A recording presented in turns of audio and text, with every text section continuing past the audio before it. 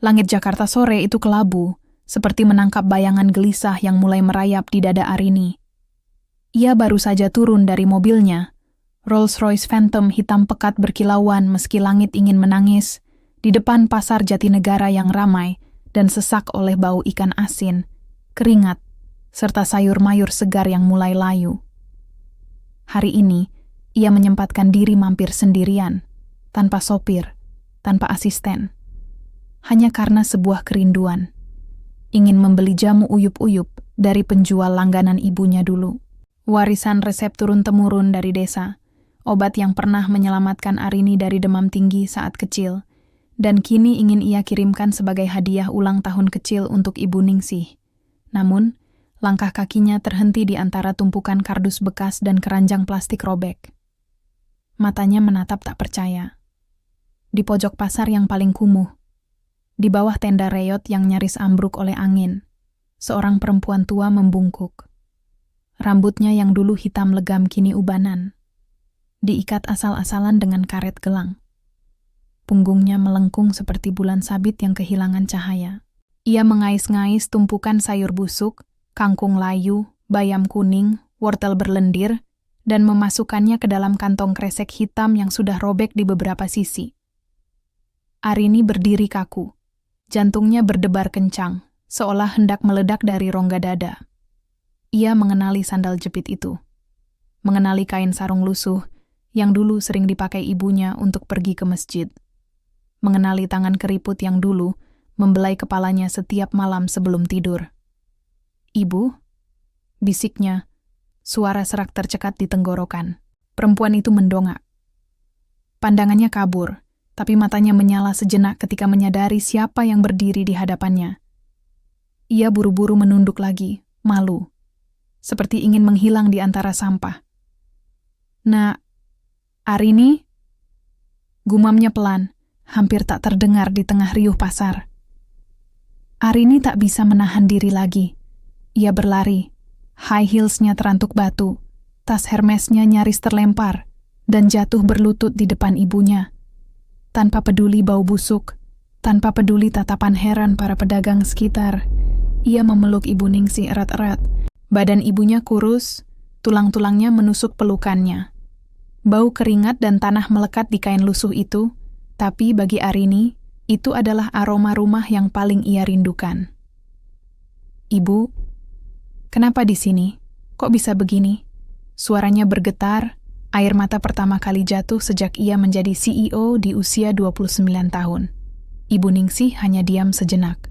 Lalu, dengan suara parau yang seolah datang dari dasar sumur kesedihan, ia berbisik, "Aku diusir, Nak." Arini menarik tubuh ibunya sedikit, menatap matanya yang redup. "Siapa yang berani?"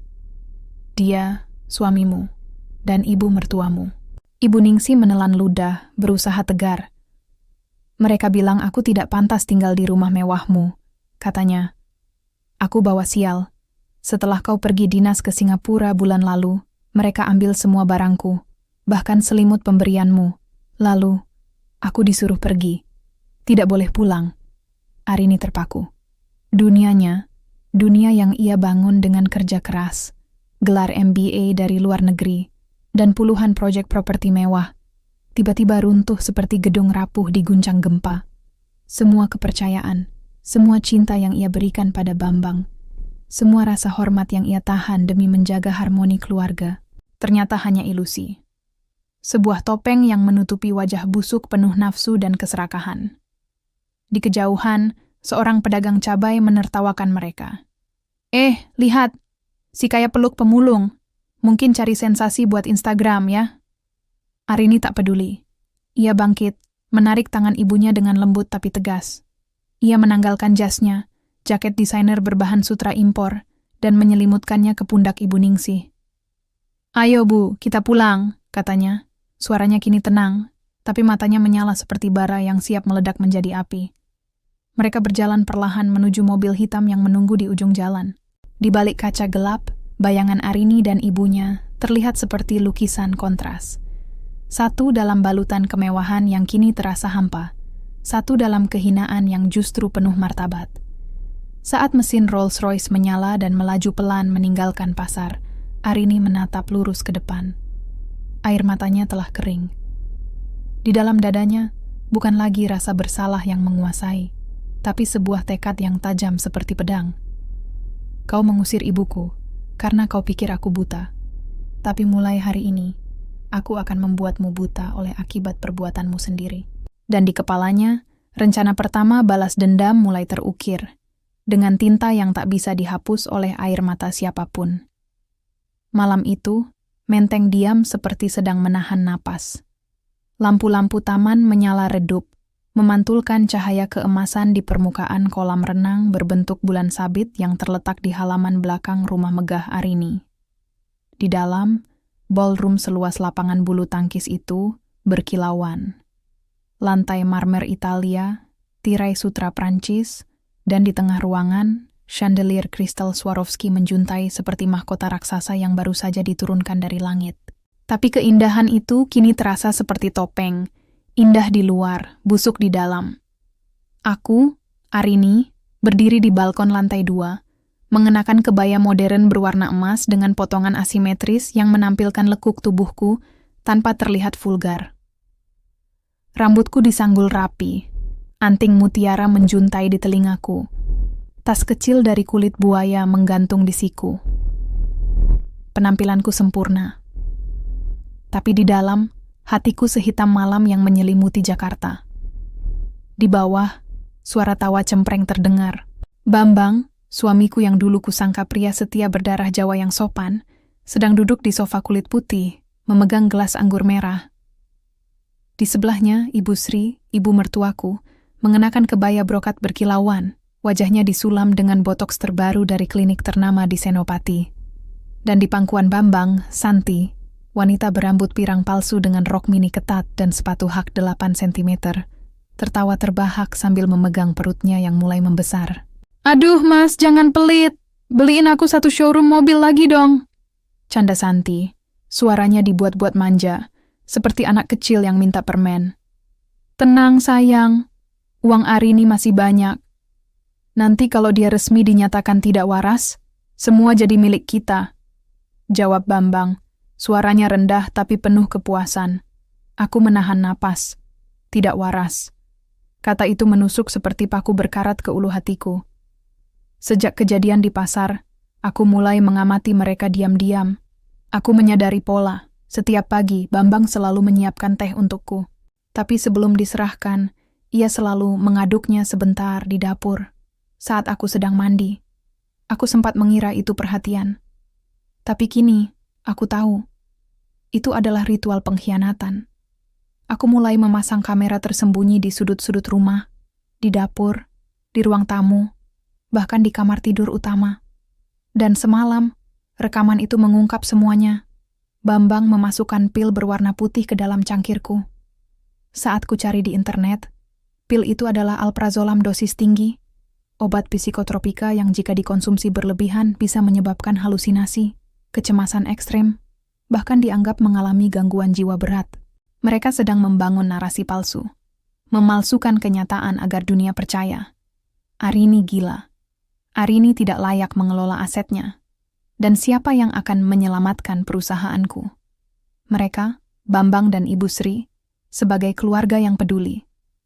Aku turun dari balkon, langkahku tenang, heelsku mengetuk lantai marmer dengan irama yang terukur. Aku masuk ke ballroom dengan senyum hangat, senyum yang kusimpan untuk rapat dewan direksi. "Masih belum tidur?" Tanyaku lembut, berjalan menuju bar mini. Bambang tersentak, lalu tertawa kecut. "Kita sedang diskusi keluarga kecil, sayang." "Ah, iya, Santi juga keluarga sekarang ya?" balasku, sambil menuangkan air mineral ke gelas kristal. Aku sengaja menyebut namanya, untuk menguji reaksi mereka. Santi tersenyum sinis, tapi tak berkata apa-apa. Ibu Sri langsung menyela, suaranya tajam seperti silet. "Arini, jangan berpikiran sempit. Santi sedang mengandung cucuku. Kau harus bersikap dewasa." Aku menatap mereka satu persatu. Dalam balutan cahaya keemasan ballroom itu, Wajah mereka terlihat seperti lukisan iblis yang sedang berpesta. Tapi aku tidak marah. Tidak lagi. Kemarahan hanya milik orang yang lemah. Aku sudah memilih jalan yang lebih dingin, lebih mematikan. Aku tahu kalian sedang merencanakan sesuatu, kataku pelan, sambil menatap Bambang lurus ke matanya. Tapi kalian lupa satu hal. Apa itu? Tanya Bambang. Suaranya mulai gugup. Aku tersenyum, senyum yang tidak sampai ke mata. Aku bukan wanita desa yang kalian kira. Aku Arini Wijayanti, dan aku tidak pernah kalah tanpa melawan. Keheningan menggantung. Santi menunduk. Ibu Sri menggenggam gelasnya erat. Bambang menatapku seolah melihat hantu. Aku berbalik, berjalan perlahan kembali ke kamar. Di balik pintu yang tertutup, aku mengunci rapat-rapat. Lalu, di tengah gelap, aku menyalakan laptop. Akses ke rekening koran pribadi, laporan keuangan perusahaan, dan email rahasia dari pengacaraku. Di sana, terungkap semuanya. Dalam 3 bulan terakhir, 27 miliar dari rekening pribadiku telah ditransfer ke rekening Santi dan ke proyek pengembangan resor Bali yang tidak pernah ada. Bahkan, Bambang telah menjual sahamku di 3 perusahaan tanpa sepengetahuanku, dengan cap tangan palsu yang ditandatangani atas izin Arini dalam kondisi tidak stabil. Aku menutup laptop. Jantungku berdetak tenang sekarang. Tidak ada lagi rasa bersalah. Tidak ada lagi kebingungan. Hanya satu tekad yang mengeras seperti baja. Mereka ingin menjadikanku gila? Baik, aku akan berakting gila. Sampai mereka benar-benar kehilangan akal. Aku berjalan ke lemari pakaian, mengganti kebayaku dengan daster lusuh. Pakaian yang sengaja kusiapkan untuk peran ini. Lalu aku menatap cermin. Mataku tajam, dingin, penuh strategi. Besok pagi, aku akan minum teh itu. Tapi bukan untuk menjadi gila. Teh itu akan menjadi umpan pertama dalam jebakan yang kubuat sendiri. Dan mereka, Bambang, Ibu Sri, bahkan Santi, akan masuk tanpa sadar, seperti tikus yang tergiur keju di perangkap. Istana ini memang megah, tapi kini, aku tahu, ini bukan rumahku. Ini adalah panggung sandiwara. Dan aku, Arini, akan menjadi sutradara, sekaligus algojo dalam drama balas dendam yang tak akan mereka lupakan seumur hidup. Hujan mengguyur Jakarta sepanjang malam. Tak seperti hujan biasa, ini hujan deras yang marah, seolah langit ikut menangisi pengkhianatan yang terjadi di bumi. Aku duduk di lantai kamar utama, daster putihku basah oleh keringat dingin. Di depanku tumpukan dokumen tersebar, laporan keuangan palsu surat kuasa yang dipalsukan, dan yang paling mengerikan, akta pengalihan hak waris yang menyatakan aku tidak cakap secara mental dan menunjuk Bambang serta Ibu Sri sebagai wali resmi atas seluruh asetku. Mereka bahkan sudah mendatangkan dokter kejiwaan bayaran. Aku melihat fotonya di arsip email rahasia. Dr. Hartono, psikiater yang dikenal sering membantu keluarga kaya menyingkirkan anggota yang dianggap merepotkan. Dalam laporan awal yang sudah disiapkan, tertulis, pasien mengalami delusi paranoid, sering berbicara sendiri, menolak makan, dan menunjukkan kecenderungan agresif terhadap keluarga. Semua itu bohong. Tapi jika akta ini disahkan di pengadilan, dan dengan pengaruh uang Bambang, itu pasti terjadi. Maka dalam hitungan hari, aku akan kehilangan segalanya. Rumah ini, perusahaanku, bahkan hak untuk melihat ibuku lagi. Aku menatap foto kecil di saku daster. Foto lama Ibu Ningsih, dan aku di depan rumah joglo di desa, saat aku masih berumur 8 tahun. Wajahnya berseri, tangannya memegang tangan kecilku erat-erat. Di belakang kami, pohon jambu yang ditanam ayahku berbuah lebat. Ayah. Pikiranku melayang ke masa kecil. Ayahku meninggal saat aku berusia 10 tahun. Seorang petani yang jujur, pekerja keras, dan sangat mencintai tanah leluhur kami di kaki Gunung Slamet. Sebelum meninggal, ia menulis surat untukku. Surat itu kusimpan di brankas pribadi. Tak pernah kubuka sejak kuliah di luar negeri. Aku terlalu sibuk mengejar dunia, melupakan akar. Dengan tangan gemetar, aku bangkit dan berjalan ke ruang kerja pribadiku yang tersembunyi di balik perpustakaan. Brankas terbuka dengan kode tanggal lahir ibuku. Di dalam, selain perhiasan dan paspor cadangan, ada amplop coklat tua yang sudah menguning. Aku membukanya. Surat itu ditulis dengan tangan, tinta biru yang mulai pudar, tapi masih jelas terbaca. Untuk Arini tersayang, jika suatu hari kau membaca ini, mungkin kau sudah besar, sukses, dan jauh dari desa. Tapi ingatlah, kekayaan sejati bukan di rekening bank, tapi di tanah yang kau pijak dan di hati yang kau jaga. Tanah warisan dari buyut kita, seluas 200 hektar di lereng Gunung Slamet, tidak boleh dijual selama kau hidup. Tapi jika suatu hari kau benar-benar membutuhkan, jualah. Hasilnya jauh lebih besar dari yang kau bayangkan. Aku menyimpan sertifikatnya di bawah lantai dapur, di dalam guci tanah. Jaga ibumu, jangan biarkan dia sendirian. Ayah, air mataku jatuh membasahi kertas itu. Ayah tahu. Ia tahu dunia akan kejam. Ia tahu ada orang yang akan memanfaatkan cintaku. Dan ia meninggalkan jalan pulang. Bukan hanya secara fisik, tapi secara spiritual dan finansial. Keesokan paginya, aku pura-pura semakin gila. Aku berteriak di tangga, melempar bantal ke wajah Ibu Sri, dan menangis histeris sambil memeluk foto pernikahanku dengan Bambang. Mereka tertawa puas. Bambang bahkan merekamnya dengan ponselnya. Ini bukti sempurna, katanya pada Santi. Tapi saat mereka lengah, aku memesan tiket pesawat pribadi ke Purwokerto, tanpa diketahui siapapun.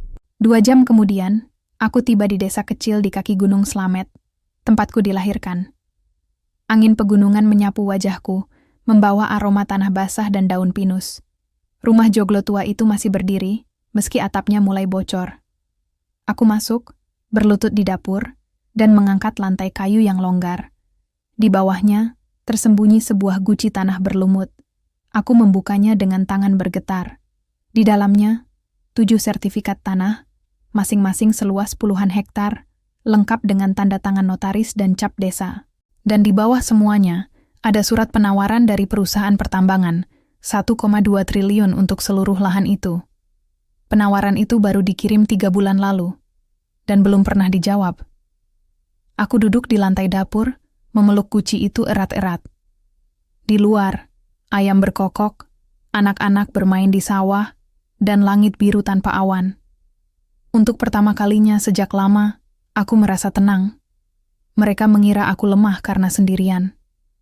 Tapi mereka lupa, aku lahir dari perempuan yang rela makan garam demi anaknya kenyang, dan dari lelaki yang memilih mati daripada menjual tanah leluhur. Sekarang tanah itu akan menjadi senjataku. Aku mengeluarkan ponsel, menelepon pengacaraku. Pak, tolong hubungi perusahaan pertambangan itu. Katakan, Ibu Ningsih setuju menjual, tapi dengan syarat. Pembayaran penuh dalam 30 hari, tunai, ke rekening luar negeri atas nama ibuku. Kemudian, aku menelepon notaris kepercayaan. Seseorang yang tak pernah kuberitahu pada Bambang. Saya ingin membuat dokumen khusus, surat penunjukan direktur, tapi dengan klausul tersembunyi. Saya akan kirim rancangannya malam ini.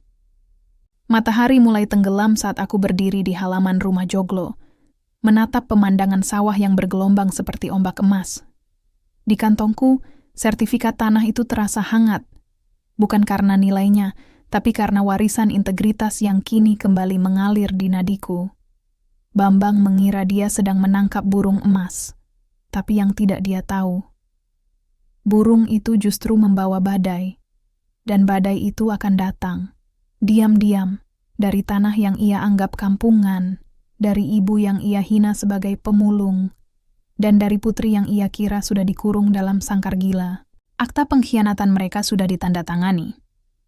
Tapi akta kehancuran mereka belum selesai kutulis. Minggu berlalu. Aku semakin gila.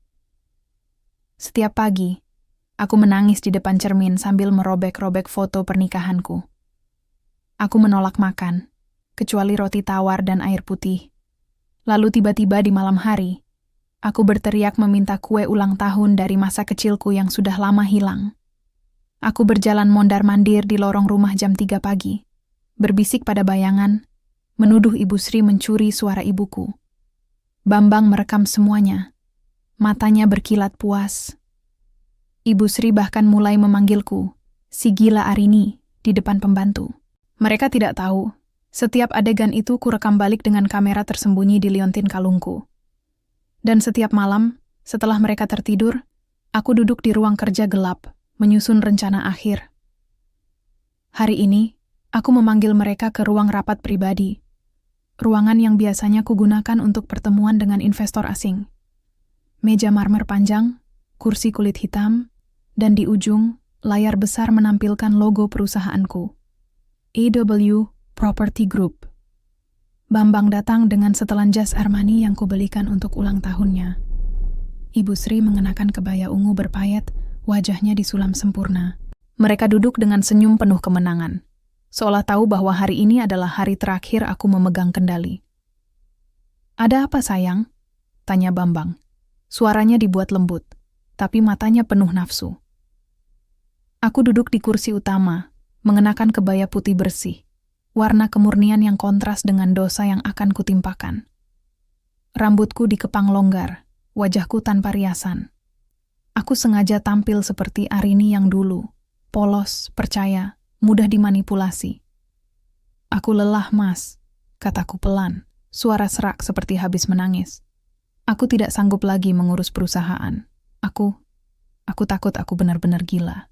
Aku takut menyakiti orang."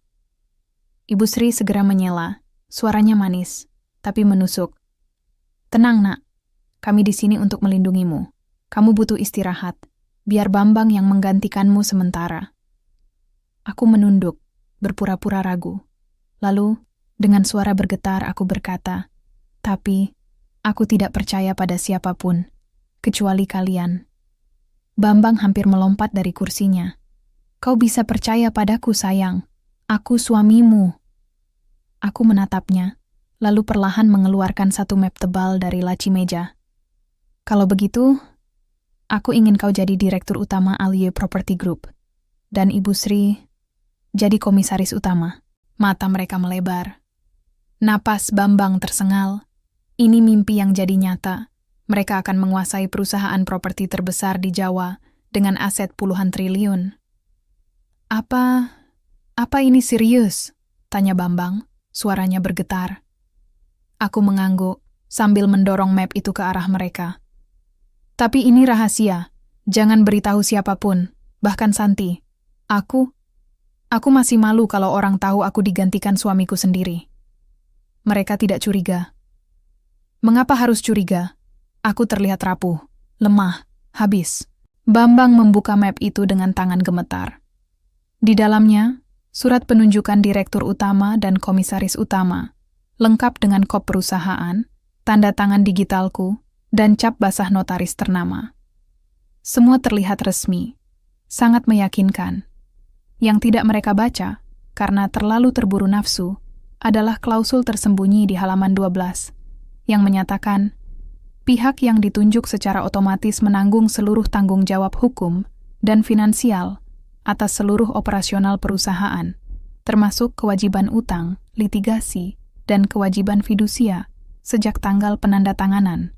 Dan yang lebih penting, perusahaan AW Property Group saat ini sedang dalam proses likuidasi akibat kebangkrutan struktural akibat proyek fiktif in Resor Bali yang tidak pernah terrealisasi. Ya, aku sengaja menciptakan kebangkrutan itu. Aku mengalirkan dana ke proyek hantu, menumpuk utang ke bank, lalu menutup semua arus kas. Perusahaan ini kini hanyalah cangkang kosong, indah di luar, lapuk di dalam. Tapi Bambang dan Ibu Sri tidak tahu. Mereka hanya melihat jabatan bergengsi, mobil dinas mewah, dan nama besar di papan direktur. "Kita tanda tangani sekarang," desis Bambang, wajahnya memerah. "Silakan," kataku, menyodorkan pulpen emas.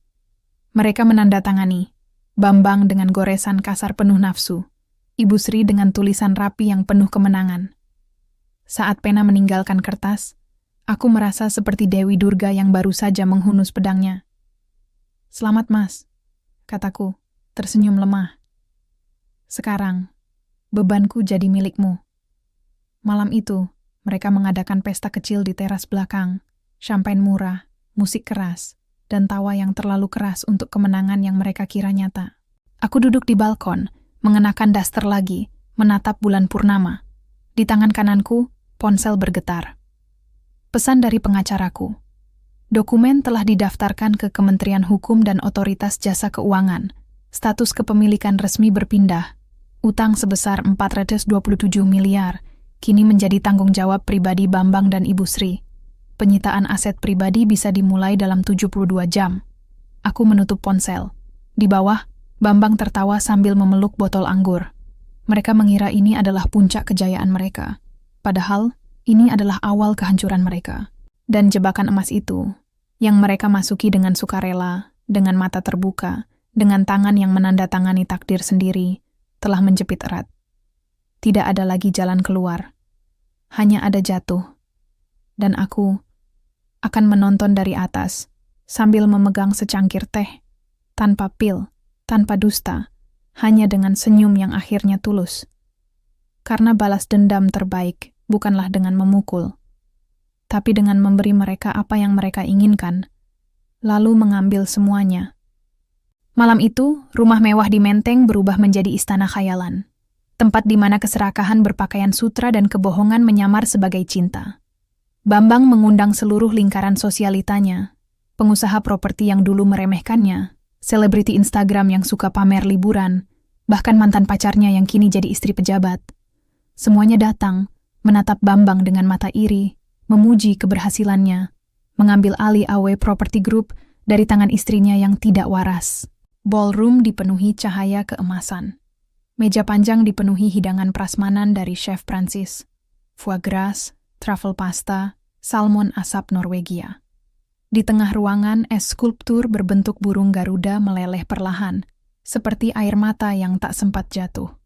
Musik jazz mengalun lembut dari sound system senilai miliaran rupiah, aset yang kini secara hukum sudah bukan milikku. Aku berdiri di balkon atas, mengenakan kebaya merah darah, warna amarah yang kusembunyikan di balik senyum. Rambutku disanggul tinggi, anting rubi menjuntai, tas kecil dari kulit buaya menggantung di lenganku. Penampilanku sempurna, CEO yang sedang runtuh, tapi masih menjaga harga diri. Tak seorang pun tahu bahwa di balik kebaya itu, aku membawa ponsel yang terhubung ke tim eksekusi bank. Di bawah, Bambang berdiri di podium kecil, tempat biasanya aku gunakan untuk presentasi proyek, dengan mikrofon di tangan. Jasnya kusut, tapi wajahnya berseri. Di sebelahnya, Santi duduk di kursi empuk, perutnya semakin membesar, memegang gelas sampahnya dengan kuku panjang berwarna merah menyala. Hari ini adalah hari bersejarah, seru Bambang, suaranya parau karena terlalu banyak minum. Setelah bertahun-tahun mendukung Arini, akhirnya aku bisa membuktikan bahwa laki-laki Jawa juga bisa memimpin perusahaan besar, dan ini semua berkat doa ibuku dan kasih sayang Santi. Tawa riuh menggema. Beberapa tamu menepuk punggungnya. Ibu Sri duduk di kursi kehormatan, mengangguk bangga sambil mengunyah caviar. Aku menatap mereka semua, manusia-manusia yang rela menjilat demi keuntungan, yang tertawa di atas penderitaan orang lain. Tapi aku tidak marah. Aku sudah melewati amarah. Sekarang aku hanya merasa kasihan. Jam di tangan kiriku menunjuk pukul 20.00 tepat. Seperti yang kuduga, lampu ballroom tiba-tiba berkedip lalu padam. Hanya lampu darurat yang menyala redup, menciptakan bayangan menyeramkan di dinding marmer. Listrik mati? Tanya seseorang. Belum sempat Bambang menjawab, pintu utama terbuka dengan dentuman keras. Masuklah 6 orang pria berjas hitam, memegang map tebal dan surat resmi. Di depan mereka, seorang wanita berambut pendek dengan wajah tegas. Ibu Lestari, Kepala Divisi Penagihan Eksekutif Bank Mandiri. Mohon perhatian, katanya dengan suara dingin yang memotong musik. Kami dari Otoritas Jasa Keuangan dan tim eksekusi aset. Terhitung sejak hari ini, seluruh aset pribadi dan perusahaan milik Bambang Wijaya dan Sri Handayani dibekukan karena gagal bayar utang sebesar 427 miliar. Keheningan mencekam, lalu kekacauan meledak. Gelas jatuh pecah. Seorang wanita berteriak. Seorang tamu mencoba kabur lewat jendela. Santi melempar gelasnya ke lantai, lalu berdiri sambil menunjuk Bambang. Kau bohong, katanya kau kaya. Ini semua tipu daya ya? Bambang pucat. Tidak mungkin, aku direktur utama. Aku, tepat, potong Ibu Lestari dengan tenang. Dan sebagai direktur utama yang menandatangani surat tanggung jawab penuh, Anda secara pribadi bertanggung jawab atas seluruh utang perusahaan yang pailit. Rekening Anda sudah dikosongkan. Rumah ini akan dilelang dalam 14 hari. Mobil-mobil Anda akan disita besok pagi. Ibu Sri jatuh dari kursinya. Tapi ini rumah Arini, bukan milik kami. Ibu Lestari menatapku di balkon. Apakah benar, Nyonya Arini? Aku turun perlahan, langkahku tenang di tengah kekacauan. Saat semua mata menatapku, penuh tanya, penuh harap, aku berhenti di tengah ruangan. Benar, kataku, suaraku jernih seperti lonceng. Rumah ini milikku, tapi sejak Bambang menandatangani dokumen itu, dia secara hukum mengambil alih semua risiko, termasuk risiko kebangkrutan. Aku menatap Bambang lurus-lurus. Kau bilang kau ingin jadi pahlawan, Mas. Sekarang jadilah pahlawan dalam kemiskinan. Wajah Bambang berubah ungu. Ia berlari ke arahku, tangannya terangkat seolah hendak memukul. Tapi dua petugas keamanan bank menghentikannya. Jangan sentuh dia, teriak Santi tiba-tiba, bukan karena membela, tapi karena takut kehilangan sumber uangnya. Kalau kau masuk penjara, siapa yang bayar biaya lahiranku? Bambang menatap Santi, dan di matanya, akhirnya muncul kebenaran. Ia hanya boneka. Mainan yang dimainkan oleh dua perempuan. Aku, yang diam-diam menghancurkannya, dan Santi, yang terang-terangan memanfaatkannya. Di sudut ruangan, Ibu Sri menangis histeris, memeluk patung gading yang kubeli dari lelang amal. Semua ini mimpi buruk, pasti mimpi buruk. Tapi ini bukan mimpi, ini adalah konsekuensi. Dan aku berdiri di tengah reruntuhan pesta mereka, tidak tertawa, tidak menangis, hanya diam. Seperti gunung yang menyaksikan sungai mengering karena keserakahannya sendiri. Pukul 20.15, semua tamu telah pergi. Lari seperti kecoa yang terkena cahaya. Hanya tersisa Bambang, Ibu Sri, dan Santi yang saling menyalahkan di tengah ballroom yang kini gelap dan berantakan.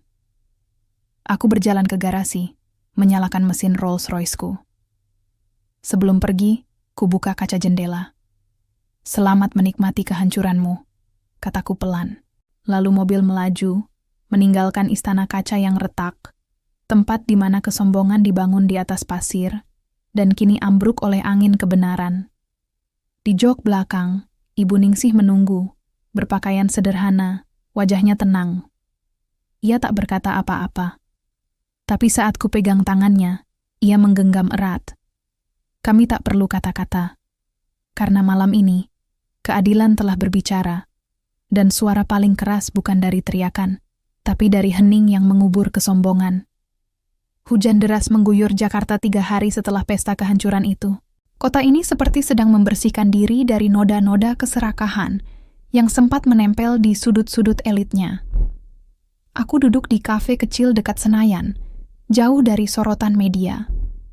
Di hadapanku, secangkir kopi hitam dan sebuah amplop coklat, hasil dari laboratorium DNA swasta yang bekerja secara rahasia atas permintaanku. Aku tidak terkejut saat membukanya, tapi tetap dadaku sesak. Hasil uji DNA hubungan biologis antara Bambang Wijaya dan janin dalam kandungan Santi Dewi tidak ada. Kemungkinan ayah biologis 99,8% cocok dengan sampel DNA dari seorang pria berinisial RP, sopir pribadi Santi. Aku menutup amplop itu perlahan. Di luar jendela, air hujan mengalir deras di kaca, mengaburkan wajah-wajah orang yang lewat. Dunia terasa lebih jujur saat basah. Santi bukan korban. Ia dalang kedua, wanita yang memanfaatkan nafsu Bambang untuk hidup mewah, lalu menciptakan janin sebagai senjata terakhir untuk mengikatnya. Tapi janin itu bukan miliknya. Janin itu adalah tipuan terakhir dalam sandiwara panjang yang mereka mainkan. Aku mengeluarkan ponselku. Kuhubungi detektif swasta yang kusewa sejak bab 2. seorang mantan polisi yang kini bekerja untuk kasus-kasus sensitif keluarga elit. Pak Hartono, kirim hasil tes itu ke Bambang. Gunakan nomor tak dikenal, tapi pastikan ia membacanya sebelum tidur malam ini. Siap, Nyonya Arini. Aku tidak ingin menghancurkan Santi. Aku ingin Bambang menghancurkan dirinya sendiri, dengan tangan yang selama ini ia percaya. Pukul 23.47 malam itu, suara ledakan datang bukan dari langit, tapi dari apartemen mewah di kawasan Sudirman. Bambang, yang kini tinggal di sana setelah diusir dari rumahku, sedang mabuk. Ia baru saja diputuskan Santi, yang kabur membawa uang tunai terakhir dari penjualan jam tangan Rolex-nya. Di tengah kemarahan, ia menerima pesan anonim. Kau mau jadi ayah? Cek ini. Disertai lampiran PDF, ia membuka file itu. Wajahnya berubah dari marah menjadi putih, lalu merah menyala seperti bara yang kembali hidup. Tanpa berpikir, ia menyetir mobil SUV-nya, satu-satunya aset yang belum disita, menuju apartemen Santi. Hujan semakin deras, petir menyambar. Saat ia mengetuk pintu, Santi membukanya dengan wajah dingin, mengenakan gaun tidur sutra merah. Di belakangnya, seorang pria muda, sopirnya yang dulu sering kutemui di pesta, sedang duduk di sofa, memegang gelas whisky. Kau berani? Teriak Bambang, matanya memerah. Santi tidak takut. Ia tertawa, tertawa yang dingin, penuh ejekan. Apa? Kau kira aku benar-benar mencintaimu? Kau cuma dompet berjalan, Bambang. Setelah Arini kaya, kau jadi jalan masuk. Tapi sekarang, kau bangkrut. Kau bahkan tidak layak jadi ayah tiri, apalagi ayah kandung. Bambang mengamuk. Ia mendorong Santi hingga jatuh. Lalu menyerang pria di sofa. Tinjunya mendarat di wajah, di perut, di mana saja. Meja kaca pecah. Lukisan dinding jatuh. Cermin retak. Santi berteriak, bukan karena takut, tapi karena marah. Marah bahwa mainannya rusak sebelum sempat dijual lagi. Kau pikir aku butuh kau? Teriaknya sambil melempar lampu meja ke kepala Bambang. Aku bisa dapat pria sepertimu setiap hari, tapi kau bahkan tak punya rumah untuk pulang. Bambang terjatuh, kepalanya berdarah. Ia menatap Santi, wanita yang dulu ia sombongkan di depan semua orang sebagai calon ibu anakku. Kini berdiri di atasnya, seperti ratu yang memandang kotoran. Di luar, polisi datang, dipanggil tetangga karena keributan. Tapi Bambang tidak melawan. Ia hanya duduk di lantai, basah oleh hujan yang masuk dari balkon terbuka, memegang perut Santi yang membuncit, dan tahu bahwa di dalam sana tidak ada darahnya, tidak ada warisannya, tidak ada masa depannya, hanya kebohongan. Esok paginya, berita kecil muncul di media daring. Mantan suami CEO properti terlibat keributan di apartemen mantan selingkuhan. Tapi aku tidak peduli. Yang penting, Bambang kini benar-benar sendiri. Tidak ada ibu yang membelanya. Tidak ada selingkuhan yang menginginkannya. Tidak ada teman yang mau dipanggil. Aku mengunjungi Ibu Ningsih di rumah aman yang kusewa di kawasan Cipete.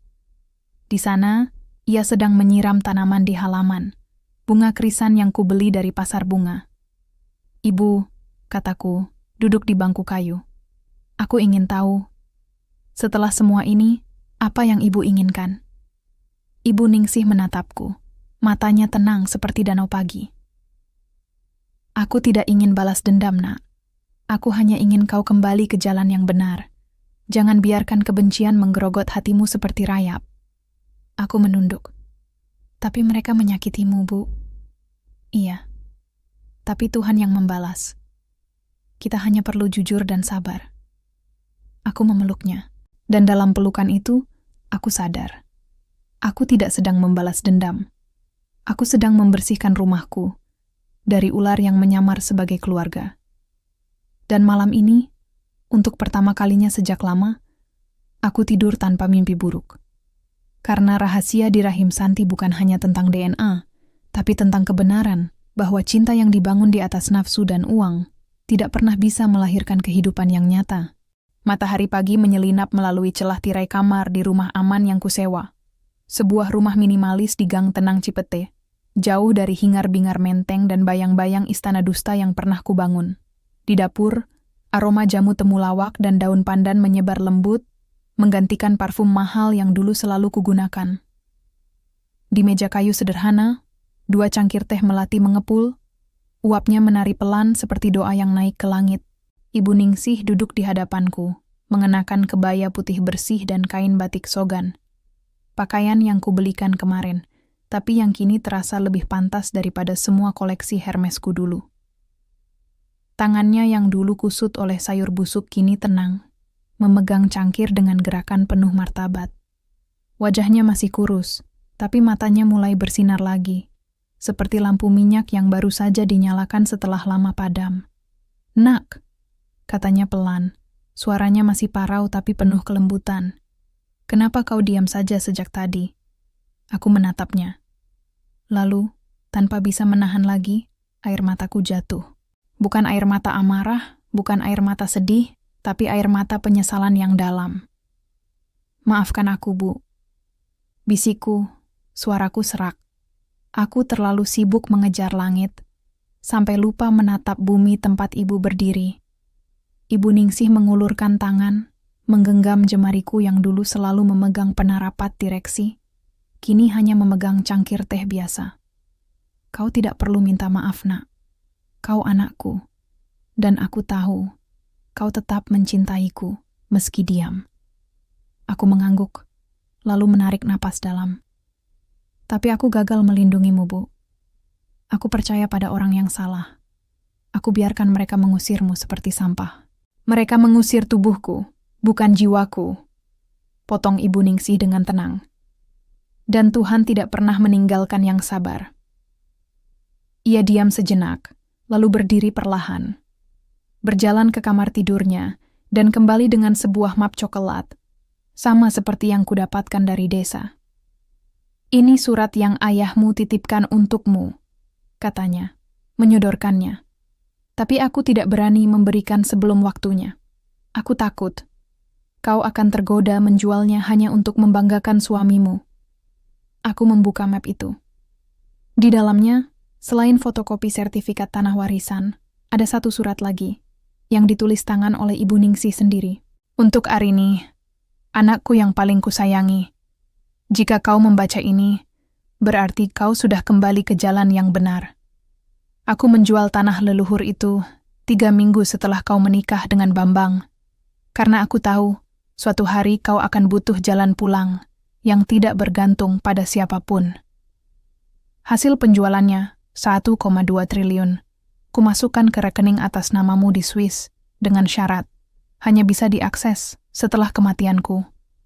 Atau jika kau benar-benar kehilangan segalanya karena kepercayaan buta, aku tidak beritahu siapapun. Bukan karena aku tidak percaya padamu, tapi karena aku ingin kau belajar, kekayaan sejati bukan di rekening, tapi di hati yang tidak goyah. Ibumu yang selalu menunggu." Aku terpaku.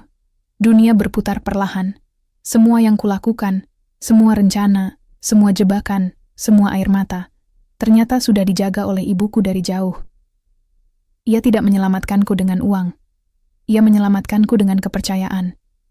"Ibu, kau tahu semua ini akan terjadi?" Tanyaku. Suaraku bergetar. Ibu Ningsih tersenyum. Senyum yang penuh rahasia dan kasih. "Aku hanya tahu, suami yang sombong dan mertua yang penuh iri tidak akan pernah menghargai perempuan desa yang jujur. Tapi aku juga tahu, anakku tidak akan pernah benar-benar jatuh selama masih punya akar." Aku bangkit, lalu berlutut di depannya. Memeluk lututnya erat-erat, seperti saat aku kecil dan takut pada petir. "Ibu, aku ingin pulang. Benar-benar pulang." "Ke desa?" tanyanya. "Ke hati," jawabku. "Aku ingin membangun sesuatu yang nyata. Bukan gedung pencakar langit yang bisa runtuh, tapi kehidupan yang tumbuh dari tanah, seperti padi." Ibu Ningsih mengusap rambutku. "Kalau begitu, ayo kita mulai. Di desa, ada banyak perempuan muda yang tidak bisa sekolah karena harus membantu orang tua. Mereka pandai membuat batik, menyuling jamu, menenun kain, tapi tidak punya pasar." Aku menatapnya. Di matanya, aku melihat masa depan, bukan yang gemerlap, tapi yang berakar. Hari itu, kami duduk berdua di teras rumah, membuat rencana bisnis sederhana di atas kertas koran bekas.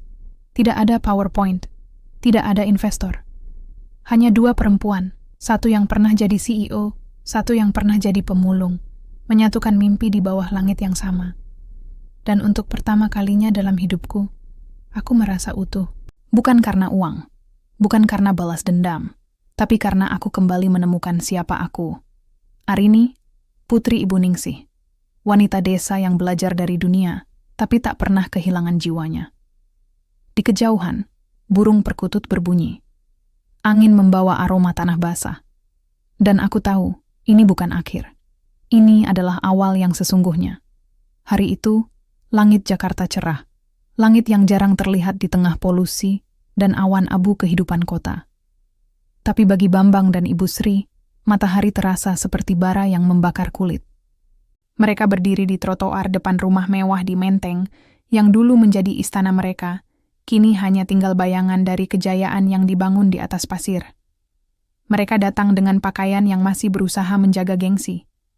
Bambang mengenakan kemeja lengan panjang yang sudah lusuh di siku. Ibu Sri memakai kebaya lama yang dulu pernah dipamerkan di acara amal. Tapi kini kainnya kusam. Payetnya rontok satu persatu. Di tangan mereka, koper-koper plastik murah berisi sisa-sisa milik mereka yang tidak disita bank, foto keluarga, selimut tipis, dan beberapa perhiasan imitasi.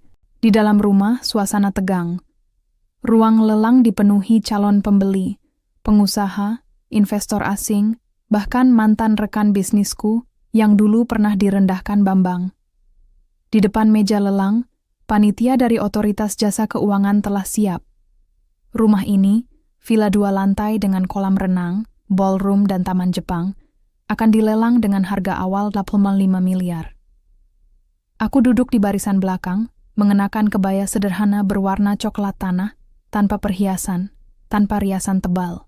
Di sampingku, Ibu Ningsih duduk tenang, memegang tas anyaman kecil berisi uang tunai, bekal untuk hari ini.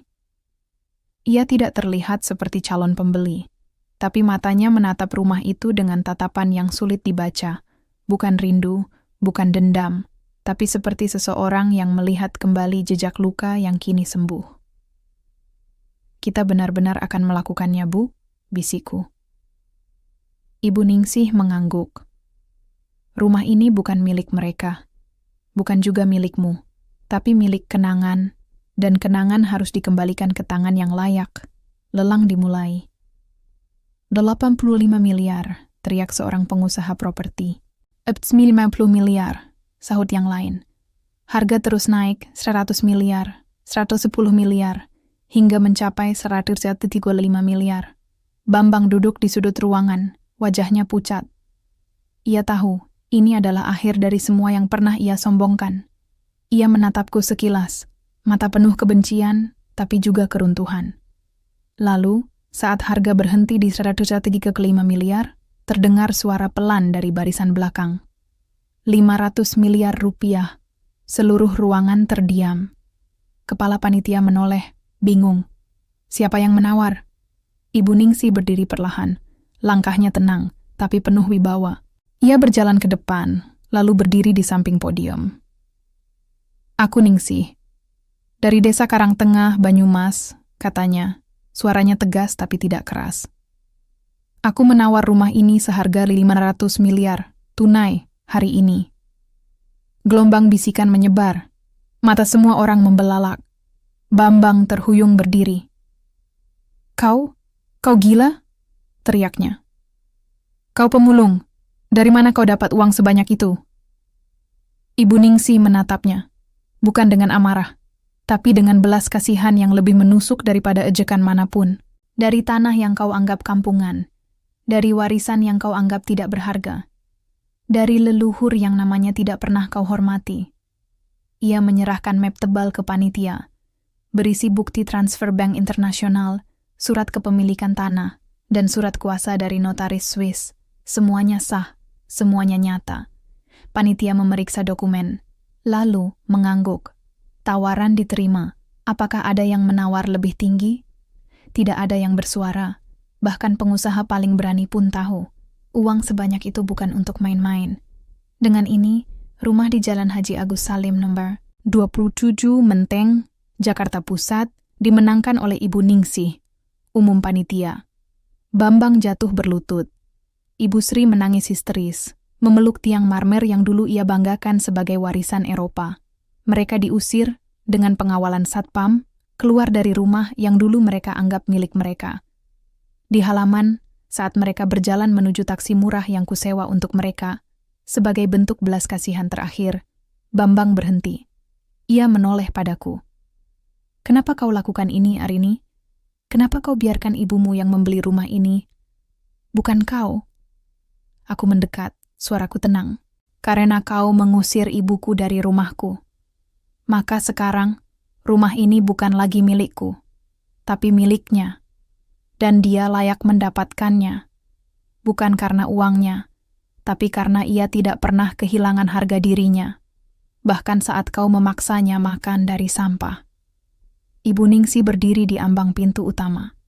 Tempat dulu ia diusir tanpa alasan. Kini, ia memegang kunci rumah itu di tangannya. Perlahan, ia membuka pintu. Dan di balik pintu itu, bukan lagi istana dusta, tapi ruang baru untuk perempuan desa yang kembali menang tanpa harus berteriak. Aku menggandeng tangannya. "Selamat datang pulang, Bu." Dan di bawah bayangan kenangan yang pernah pahit, hari ini kami menanam benih baru. Rumah ini tidak akan jadi tempat pesta, tapi jadi pusat pelatihan perempuan desa, tempat mereka belajar batik, jamu, dan kewirausahaan. Karena kemenangan sejati bukan saat kau menghancurkan musuhmu, tapi saat kau membangun sesuatu yang indah dari reruntuhan kebencian mereka. 6 minggu setelah lelang, Menteng kembali tenang. Tapi bukan tenang karena kehampaan, melainkan tenang karena kehidupan yang baru tumbuh. Rumah megah yang dulu menjadi simbol kesombongan kini berubah menjadi Rumah Ningsih. Pusat pelatihan keterampilan untuk perempuan dari desa, korban kekerasan domestik, dan ibu tunggal yang ingin mandiri secara ekonomi. Di halaman depan, spanduk sederhana bertuliskan, "Di sini, setiap perempuan layak punya suara. Aku, Arini, tidak lagi mengenakan kebaya desainer atau high heels impor. Hari ini, aku memakai kain batik tulis buatan peserta pelatihan, atasan linen sederhana, dan sandal kulit buatan tangan dari pengrajin Banyumas. Rambutku diikat longgar, wajahku hanya disapu bedak tipis. Tapi untuk pertama kalinya dalam hidupku, aku merasa cantik. Bukan karena penampilan, tapi karena tujuan." Di dapur, aku membantu Ibu Ningsih mengajar peserta membuat jamu beras kencur. Di ruang utama, perempuan-perempuan muda belajar menenun, menjahit, bahkan mengelola keuangan mikro. Tertawa mereka terdengar nyata.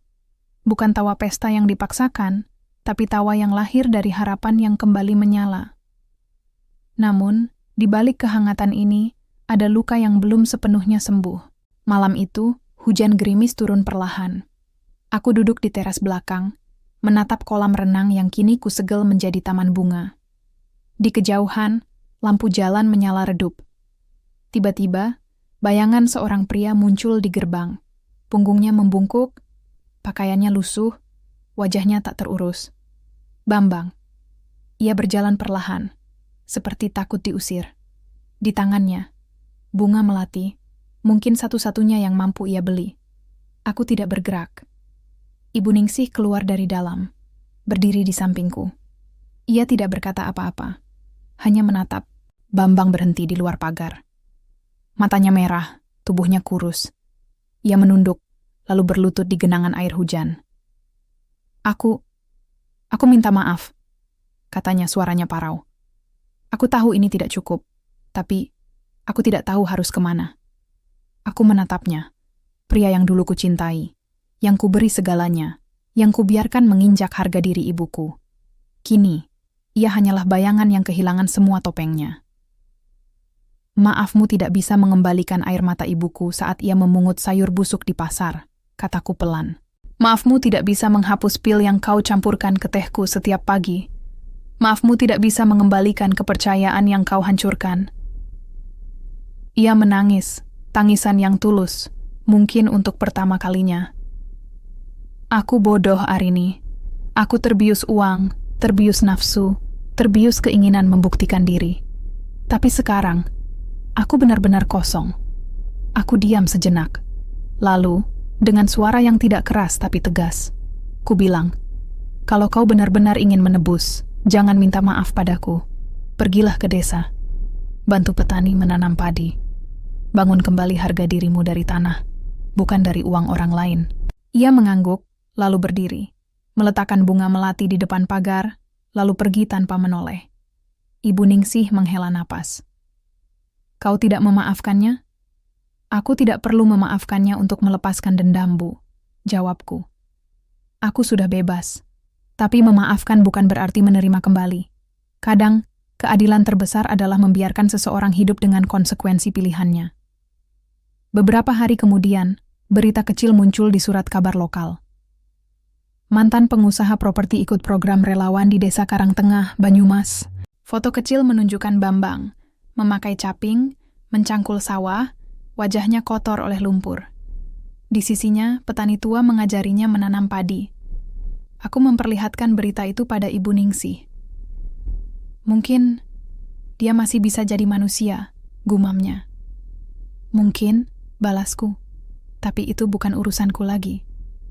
Hari itu, kami meluncurkan merek baru, Ningsih Heritage, produk jamu, batik, dan kain tenun yang dipasarkan secara nasional dan internasional. Semua keuntungan dibagi untuk peserta pelatihan dan pengembangan desa asal mereka. Malamnya, aku duduk di atas tikar pandan di teras rumah joglo kecil yang kubangun di halaman belakang, replika dari rumah masa kecilku. Angin pegunungan buatan, dari ventilasi alami yang kudesain, menyapu wajahku. Di kejauhan, suara gamelan latihan dari peserta pelatihan terdengar samar. Aku menatap langit. Bintang-bintang bersinar terang, seperti mata leluhur yang tersenyum. Api dendam telah padam. Tapi di bawah abunya, kini tumbuh sesuatu yang lebih hangat. Cinta yang pulih, harga diri yang kembali, dan masa depan yang dibangun oleh tangan perempuan yang pernah dianggap tak berarti. Dan aku tahu, ini bukan akhir dari ceritaku. Ini adalah bab pertama dari kisah yang lebih besar. Kisah tentang perempuan Indonesia yang tidak perlu menjadi korban untuk dihargai, tapi cukup menjadi dirinya sendiri untuk dihormati. Matahari pagi menyapu lembut pematang sawah di Desa Karangtengah. Kabut tipis masih menyelimuti dedaunan padi yang mulai menguning, seperti selimut sutra yang ditenun alam untuk menyambut musim panen. Angin berhembus pelan, membawa aroma tanah basah, daun pisang, dan kopi tubruk dari dapur-dapur desa. Di kejauhan, suara ayam berkokok dan gemericik irigasi menyatu dalam harmoni yang tak pernah kudengar di balik tembok kaca kantor dulu. Aku berjalan di antara pematang, mengenakan kebaya sederhana berwarna coklat tanah dan kain batik tulis buatan peserta pelatihan rumah Ningsih. Di kaki, sandal kulit yang kubeli dari pengrajin lokal. Rambutku dikepang longgar, tanpa jepit emas, tanpa semprotan mahal, hanya diikat dengan pita kain perca. Di sampingku, Ibu Ningsih berjalan perlahan, tangannya memegang seikat padi muda. Wajahnya kini lebih berisi, matanya berbinar seperti rembulan purnama. Ia tersenyum, bukan senyum pahit dari masa lalu, tapi senyum damai yang lahir dari ketenangan yang ia perjuangkan sendiri. Padi ini akan jadi beras pertama yang kita jual di Jakarta, Nak, katanya. Suaranya hangat seperti sinar matahari pagi. Dengan label Padi Ningsih, hasil kerja perempuan desa yang tak lagi malu pada akarnya. Aku mengangguk, lalu berhenti. Di tengah sawah yang luas, aku duduk di atas batu besar, batu yang dulu sering kujadikan tempat bermain saat kecil. Ibu Ningsih duduk di sampingku. Kami tak bicara, hanya mendengar alam bernapas. Lama kami diam, hingga akhirnya aku berbisik, suara serak oleh emosi yang terpendam terlalu lama. Maafkan aku, Bu. Ia menoleh, matanya lembut. Apa yang harus kumaafkan? Aku terlalu lama buta. Aku terlalu sibuk mengejar dunia, sampai lupa menjaga orang yang paling berharga di hidupku. Ibu Ningsih mengusap pipiku yang mulai basah. Kau tidak buta, Nak. Kau hanya sedang belajar. Dan semua orang berhak salah. selama ia mau kembali ke jalan yang benar.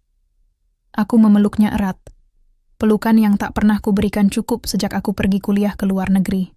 Pelukan ini bukan hanya pertemuan dua tubuh, tapi penyatuan dua jiwa yang sempat terpisah oleh kesombongan, kepercayaan buta, dan dunia yang terlalu keras. Di pelukanku, aku merasakan semua yang pernah hilang. Kehangatan, kejujuran, ketulusan. Hal-hal yang tak bisa dibeli dengan triliunan rupiah. Di kejauhan, di ujung sawah, seorang pria membungkuk mencangkul. Tubuhnya kurus, pakaiannya lusuh, tapi gerakannya mantap. Bambang. Ia tak menatap kami. Ia hanya bekerja, diam, rendah hati, seperti petani sungguhan. Kabarnya, ia kini tinggal di gubuk kecil di pinggir desa, membantu warga mengurus sawah, membersihkan selokan, bahkan mengajar anak-anak mengaji. Tak ada lagi jas mahal. Tak ada lagi tawa palsu. Hanya keringat dan doa. Aku tak membencinya lagi, tapi aku juga tak merindukannya. Ia hanyalah pelajaran. Dan pelajaran terbaik adalah yang membuatmu tumbuh, bukan yang membuatmu jatuh. Matahari naik lebih tinggi. Kabut menghilang. Padi berkilauan seperti emas yang tumbuh dari ketekunan. Ayo Bu, ajakku, berdiri dan menarik tangannya. Kita pulang. Hari ini kita akan buka kelas jamu baru. Ada 20 perempuan dari desa tetangga yang datang. Ibu Ningsi tersenyum. Kau tahu, Nak, dulu aku berdoa agar kau sukses di kota. Tapi sekarang, aku bersyukur kau kembali. Bukan sebagai CEO, tapi sebagai Arini yang utuh. Kami berjalan pulang, melewati jembatan bambu yang baru saja diperbaiki oleh para peserta pelatihan. Di depan rumah joglo tua yang kini jadi pusat pelatihan, perempuan-perempuan muda sudah berkumpul. Wajah mereka berseri, tangan mereka siap bekerja, matanya penuh mimpi. Mereka menyambut kami dengan senyum, bukan karena aku kaya, tapi karena aku memberi mereka ruang untuk percaya pada diri sendiri. Aku duduk di pendapa, menghadapi mereka. Tak ada slide, tak ada laporan keuangan, hanya cerita tentang bagaimana aku jatuh, bangkit, dan akhirnya menemukan bahwa kekuatan sejati bukan di atas podium, tapi di antara sesama perempuan yang saling menguatkan. Sore itu, saat senja menyapu langit dengan warna jingga keemasan, aku duduk lagi di pematang, sendirian, menatap matahari yang perlahan tenggelam di balik bukit. Di tangan, secangkir jamu temulawak buatan Ibu Ningsi. Hatiku tenang. Tidak ada dendam. Tidak ada rasa bersalah. Hanya rasa syukur yang dalam. Aku pernah kehilangan segalanya. Uang, cinta, bahkan harga diri ibuku. Tapi dari kehancuran itu, aku menemukan sesuatu yang lebih berharga. Diriku sendiri. Dan di tengah sawah yang luas, di bawah langit yang tak pernah membedakan siapa kaya dan siapa miskin, aku akhirnya mengerti. Kehidupan bukan tentang membangun istana di atas awan, tapi tentang menanam padi di tanah yang benar. Tanah yang kau cintai, tanah yang kau jaga, dan tanah yang suatu hari akan memberimu panen berkah. Aku menutup mata, dan untuk pertama kalinya dalam hidupku, aku benar-benar pulang.